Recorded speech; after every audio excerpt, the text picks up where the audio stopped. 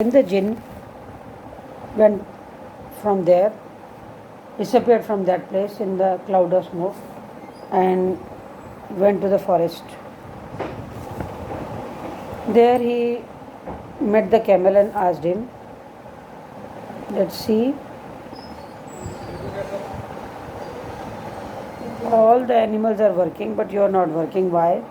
You have to work. You have to do the work which is for you to do. But the camel said, Humph, I will not do anything.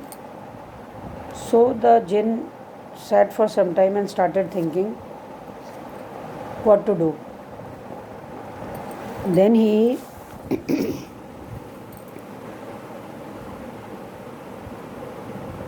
requested the camel again that do your work, because all the other animals are suffering due to you. They are doing double work. But the camel was not ready to listen to him. Then suddenly the camel saw that his hump was growing big, that on his back the hump was growing bigger and bigger and bigger. So the camel saw that his hump was growing bigger and bigger. So he said to the jinn that how I can work with this big hump on my back. So the jinn said, don't worry.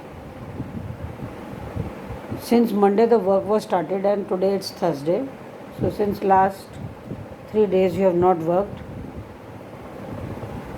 so now you can work for 3 days without eating anything, because this hump will give you everything, whatever your body requires. This hump will give you the nourishment and you will not face any problem. So now you start your work.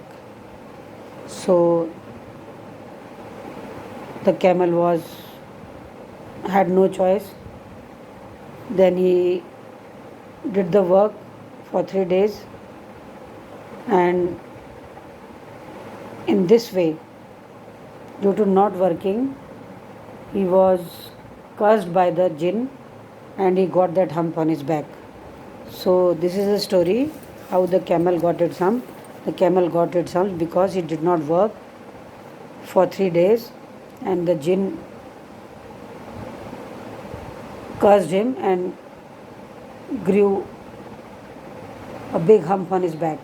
So this is the story, my dear children, how the camel got its hump. I hope you must have liked the story, how the camel got its hump. Now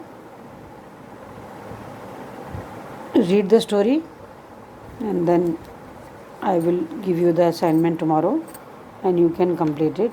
I will give you the question answer based on this story, how the camel got its hump. Thank you, children, and have a nice day.